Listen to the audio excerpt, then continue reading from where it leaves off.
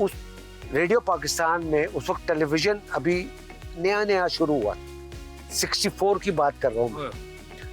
नया नया शुरू हुआ था, तो मैं रेडियो पे बज़्म तलबा प्रोग्राम में जाकर ऑडिशन दिया करता था और 6 दफा फेल हुआ। उन्होंने कहा नहीं, रिजेक्टेड। चूंकि बीइंग अ पंजाबी मेरा तलफ्फुज़ ठीक नहीं था उर्दू का सही, तो लिहाजा रिजेक्ट हुआ।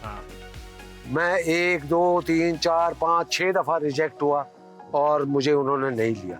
तो वहाँ पर एक साहब थे, उन्होंने मुझे कहा कि देखो बेटा, तुम ऐसा करो कि तुम जाओ घर में, अखबार तुम्हारे घर में आती है, उस अखबार को ऊंची आवाज में पढ़ो ताकि उसके जुमले तुम्हारे कानों में सुनाई दे, तो तुम्हें पता लगे कि ये लफ्ज तुमने क्या बोला।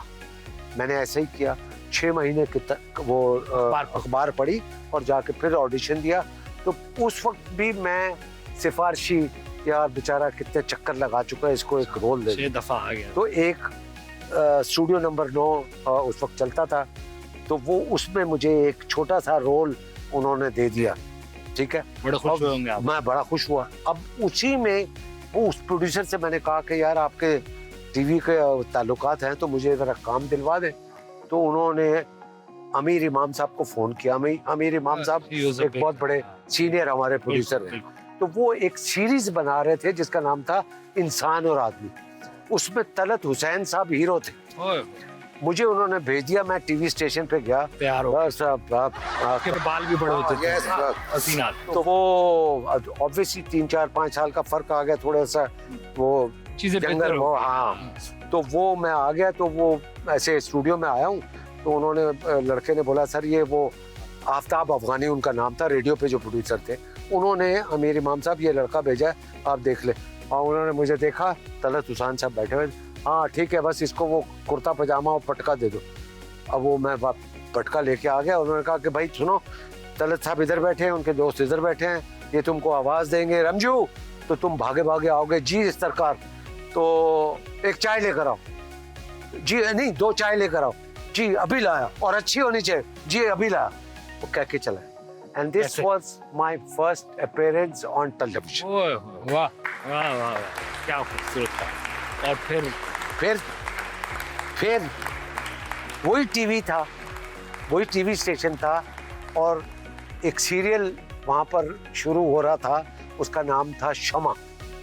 फातिमा सुरैया बज्जिया का लिखा हुआ, कासिम जलाली साहब उसके डायरेक्टर। क्या बात है। ठीक है, और गजाला रफीक थी उस वक्त, कैफी वो हीरोइन थी, और उसमें उनको एक हीरो की तलाश थी, और उस हीरो के लिए उन्होंने ऑडिशन शुरू किया हुआ। तो उस ऑडिशन में मैं भी था, और जब 50 लड़कों ने ऑडिशन दिया उसमें मैं भी था। और हेलो आ जाओ, इसका बुलाया था हमने। आ जाओ बेबी। सर बिल्ली को भी इतनी इंटरेस्टिंग लग रही है। Yes. sit down yes go sit।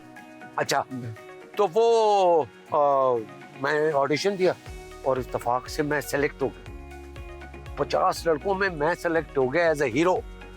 अब मैं पहली दफा जहाँ एक छोटा कैरेक्टर किया है, एक रोल, वहीं मैं हीरो बन के गाड़ी में एंटर हुआ, और फिर वो चल था, आगे ही किया, फिर वो धुंध किया, फिर ये किया, फिर वो किया, फिर चल था। सर ये प्रोसेस कितना खूबसूरत है।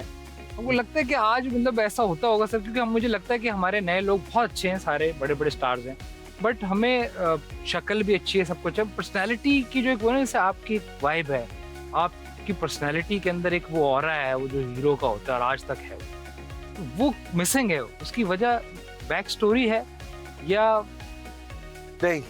मैं समझता हूँ, देखो उसमें मेरा ये जो मैंने सारी कहानी बताई है, मैं इसमें मेरा पैशन शामिल है, बहुत ज्यादा पैशन। ठीक है, और अल्लाह ताला ने मुझे सब्र भी बहुत दिया। बड़ी बात ये मैं आपको बता ही नहीं सकता कि मैंने अपने इस दौर में मैंने बड़े अप्स एंड डाउन्स भी देखे। बिल्कुल देखे। और मैंने कभी बखुदा मैंने ये नहीं सोचा कि मैं खत्म हो गया। जो मुझे लेने वाले थे वो उन्होंने कहना शुरू कर दिया कि जावेद शेख खत्म हो गया, फ्लॉप हो गया, and we don't need him, tell him to go back to Karachi. And I was the one जो मैं अपने लाहौर के घर से स्टूडियो में जाता था, तो ये सन 2000 की बात है, 22 साल पहले। तो ये मेरे यानी कि यहाँ टॉप से मैं बिल्कुल यहाँ आ गया था। So this was a time जब मैं लिफ्ट लेके लोगों से गाड़ी में बिक गई। हीरो के बाद का टाइम। हाँ, हीरो के बाद सर। ओहो सर ये मैं बता रहा हूँ, वो जो बाद लोग छोड़ जाते हैं ना, वो एंजाइटी और फिर गोलियां इस लेवल और के फिर बाद वो तो आपके लिए इंजेक्शन, तो ये तो फेस करना। वाह। So I used to go to the studio, और वो मुझे कहते थे कि यार ये क्यों आता है इधर, इसको बोलो कि चला जाए वापस कराची, ये फ्लॉप हो गया। तो मैं अपने इस कमरे में ऐसे करके बैठा होता था, 1 टका जेब में नहीं है, मगर कॉन्फिडेंस था कि फेल उस दिन होगा जिस दिन ऊपर वाला चाहेगा। तुम्हारे कहने से जो मेरा रब जो सबको रिस्क देता है, वो तुमको भी देता है और मुझे भी देता है। तो तुम्हारे कहने से तो मैं नहीं जाऊंगा बेटा, जिस दिन वो चाहेगा तो मैं चला जाऊंगा। आप यकीन करें, वो मैंने थिएटर किया अमानुल्लाह के साथ, और एक थिएटर भी किया। थिएटर मैंने किया क्योंकि पैसे नहीं थे, तो भाई थिएटर तो करना था। ठीक है। अमानुल्लाह के साथ थिएटर किया। इन्होंने कहा लो जी भी, इसने अपना कॉफिन में आखिरी कील ठोक दिया। थिएटर अब तो film star. Film star Javed Sheikh, ये देखो ये कर। वो तो इज्जो मंतशा, वो तो जिल्लो मंतशा। एक बंदा एंटर होता है महफिल थिएटर में, वो कहता है कि यार मैंने जावेद शेख से मिलना है। वो बंदा मेरे पास लेके आता है कि यार सर ये इसका नाम आजम है, ये कह रहा है मैं बेल्जियम से आया हूँ, मैंने जावेद शेख से मिलना है। मैंने कहा ले आओ भाई। आया सर, मैं आपका बहुत बड़ा फैन हूँ, मैं 4 सद्दा में रहता था, मैं चला गया हूँ और अब मैं एक फिल्म बनाना चाहता हूँ, आप उसको बना के दें। कितने की बनती है? मैंने कहा 1 करोड़ की। कह रहा बस 1 करोड़ की? मैंने कहा हाँ। अब उस वक्त बनती थी फिल्म 70-80 लाख 90 लाख। तो मेरी बड़ी रकम। आखिरी फिल्म जो थी वो थी यस बॉस, जो मैंने टर्की में बनाई थी, और वो फ्लॉप हो गई थी। तो मेरे सारे पैसे डूब गए थे, एज एन एक्टर भी फ्लॉप और ये भी फ्लॉप, ये सारा कुछ ये था। तो जब उसको 1 करोड़ रुपया कहा तो कह रहा नो प्रॉब्लम। फिर कहने लगा नहीं यार कोई ऐसी फिल्म बनाओ जो इंडिया की तरह की हो। मैंने कहा सर वो तो 5 करोड़ की बनती है। तो कहता 5 करोड़ बस?